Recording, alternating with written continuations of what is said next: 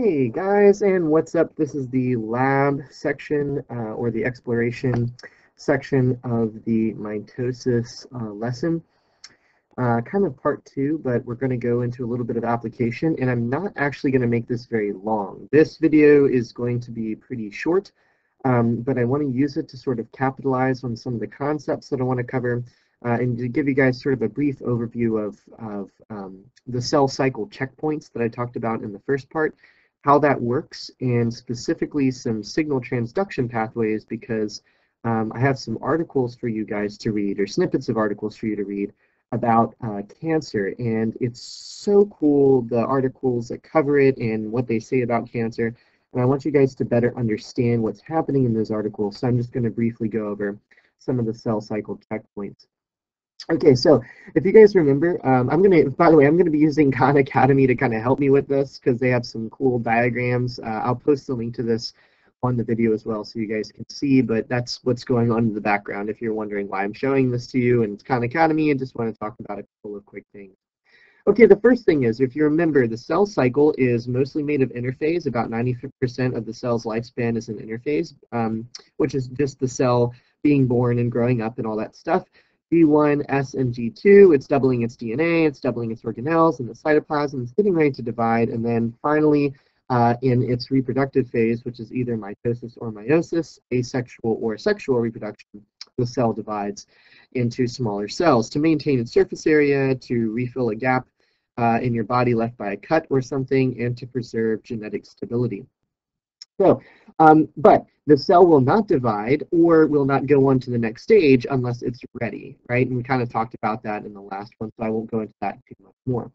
Okay, so what are those checkpoints? So if we look at it, so the G1 checkpoint is between G1 and S. So we can see this is G1 right here. It's going to happen right here, the G1 checkpoint before it goes to S. And if it hits the G1 checkpoint, it will go into G0, which is like the little stasis, like it's a little holding area for the cell until it can get back on its feet and either go through G1 or be destroyed. So that's the G1 checkpoint. The second one is here at the end of G2, so between G2 and mitosis. So this is kind of the final checkpoint before division begins. And the final one happens between metaphase and anaphase. So the actual, if you guys look back over mitosis, the actual period of time in which we're about to actually start separating the chromosomes is that third checkpoint. We want to make absolutely sure everything's kosher before we start separating those, because as soon as that separation starts to occur, the cells start to reform, and it'd be very difficult to impose another checkpoint on them. So how do checkpoints work? So first of all, checkpoints check for the right things to make sure they're happening. So they check for cell size to make sure the cell's big enough. They check to make sure it got enough nutrients and growth factors and DNA damage. Think of this almost as like a summative test, like an SOL, or maybe not an SOL because they don't really count when you're in younger grades, but think of it as a test that determines whether you pass or fail a class. It's making sure that you know all the information you need and that you're ready to move on, right? And so that's kind of what happens here with this checkpoint. Did we grow enough during T1? Did we get enough stuff ready? Okay, if we did, good, we can go. If not, we have to go back and make sure that we're right, or we just have to kind of give up. Okay, so they kind of base it off of all of these things, size, nutrients, all that stuff. The G2 checkpoint is going to check for DNA stuff, because remember, the G2 checkpoint comes after S, and that's when all the DNA was doubled. So here we're going to make sure that the DNA was doubled correctly, we don't have any damage to the DNA, mistakes, or we don't have incomplete replication of the DNA. That would be disastrous if a new cell got incomplete DNA. Number one, it would damage your gene line, so your genes would slowly degrade over time. But it would also make it so that the new cells that were produced wouldn't have the correct DNA, and they might have malformalities, or they might die, who knows. So you have to make sure the DNA is okay in checkpoint G2. And then finally, the spindle checkpoint. So those spindle fibers coming out of the centrioles, this is to make sure that each spindle fiber is attached to a chromosome, and we don't have anything like this happening where they don't have anything to attach to. So we know that there's an even number of chromosomes being pulled to either side of the cell. Remember, if either side of the cell gets too much chromosomal information or too little, it will not survive, it will die. So it's very important for them to have this spindle checkpoint.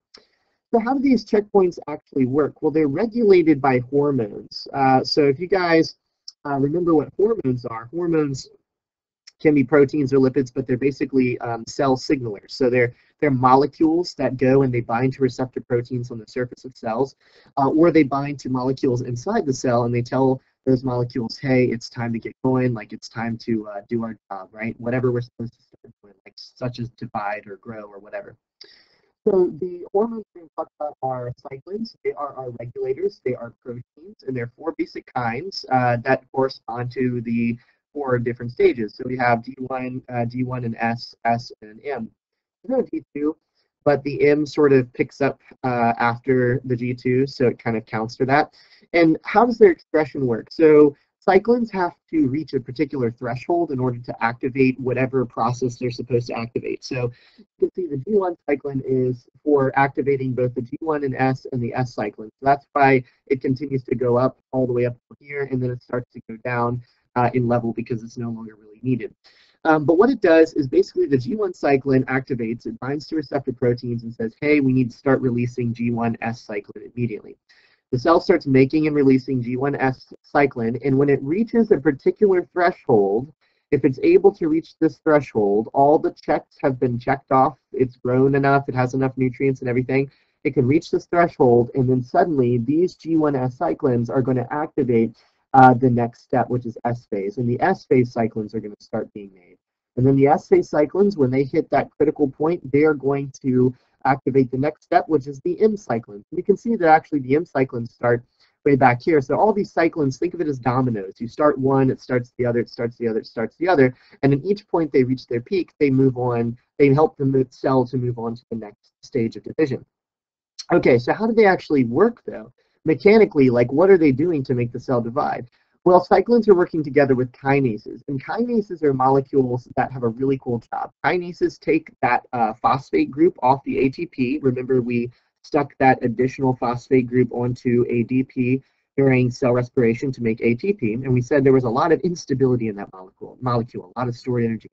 Well, the kinases take that stored energy and they transfer it to another molecule and allow and basically activate that molecule. So kinases basically go around your body and almost like a person cutting on light switches around the house, they cut on all the various different parts of your body that are needed for division, that particular stage of division to occur. So how does this work? So kinases work using something called a phosphorylation cascade.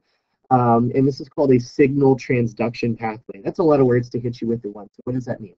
Okay, the first thing it means, a phosphorylation cascade, is the cyclins are going to bind onto a kinase. In this case, CDK stands for cyclin-dependent kinase. So the cyclins bond onto kinase, just like a substrate binds onto an enzyme in this little active site. And when that happens, the kinases start removing phosphates from ATP and placing them onto target proteins. And these target proteins are the proteins that are actually going to kickstart the cell's division processes. Okay, so basically when no cyclin is here, CDK is inactive, it's not working. When cyclin is there, it binds to CDK and it starts to phosphorylate these molecules and therefore cut them on. Okay, so that signal transduction pathway, how does that work? So we'll have a signaling molecule, and in this case, that signaling molecule will be the cyclin. The cyclin will bind to a receptor protein on the surface of the cell, and the receptor protein will bind to a kinase, and it will attach a phosphate group to it, activating it. So we have this inactive protein kinase. It'll go through this activated relay molecule attached to this receptor, and it'll become an active protein kinase. That kinase will then go ahead and pop that phosphate group off of an ATP, and it will activate another kinase. And that kinase will go activate another kinase, and so kinases just start activating each other like crazy. And it's not just one. Like one starts to activate two more, and then those two activate four more, and so you get all these protein kinases being activated all at once. It's like an army of them, and they all swell out and surge. And as they start to swell out and surge, they're going to start activating these special proteins.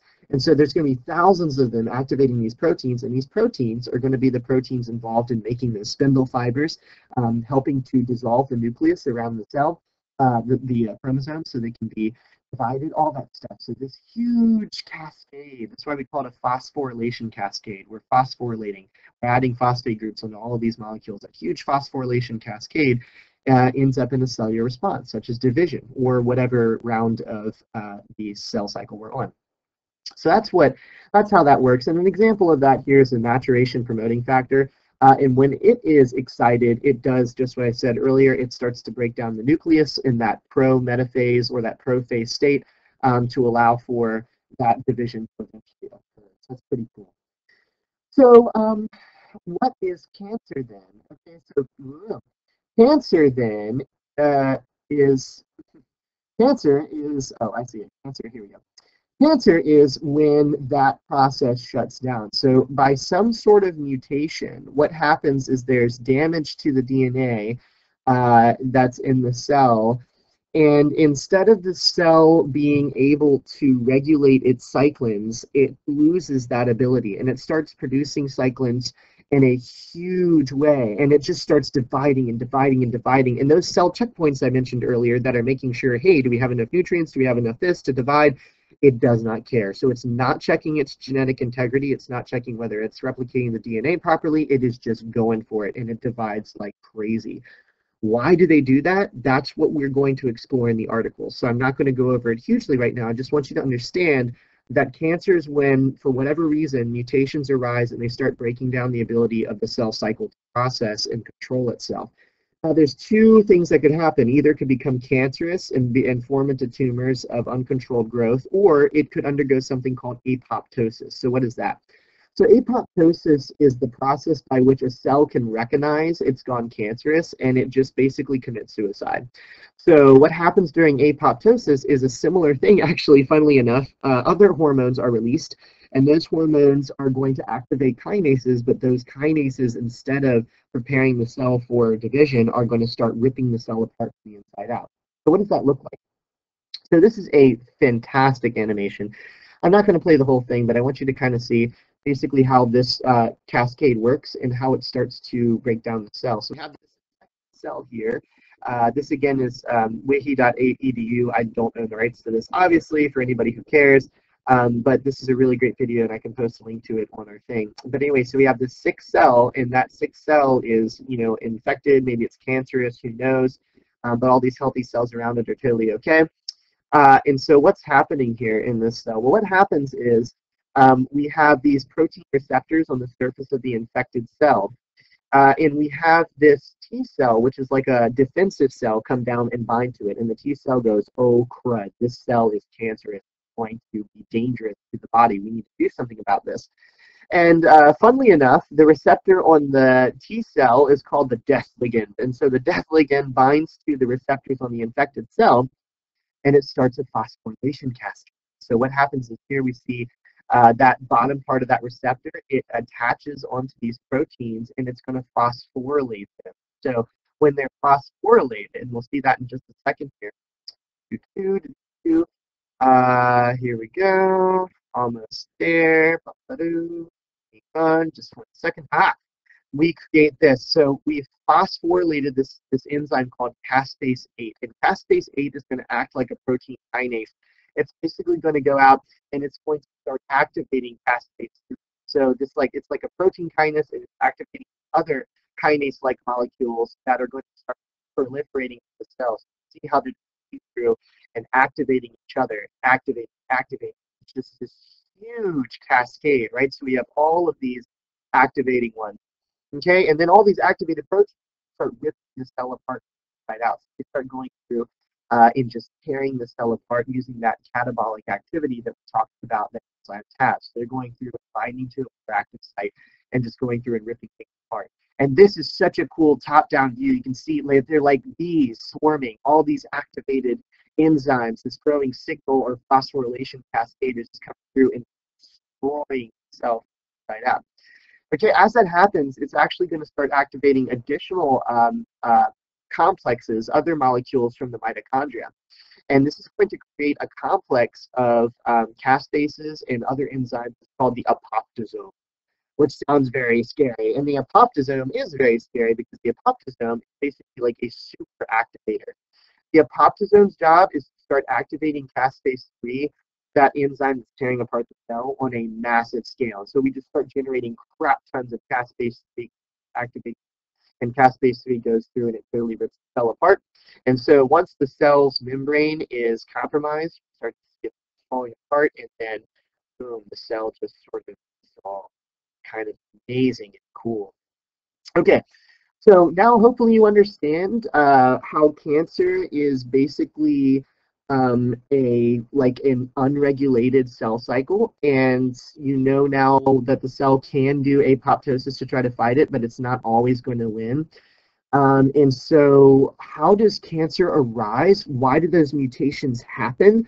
What causes cancer? And um, how is it that cancer can actually evolve and evade our abilities to try to cure it? Or even how can it escape apoptosis? So those are the big questions I want you to ask in your mind as you go on. Okay, go ahead, read the article, have fun with it, and I hope that helped you guys to better understand this process. And so yeah, enjoy. It's pretty cool.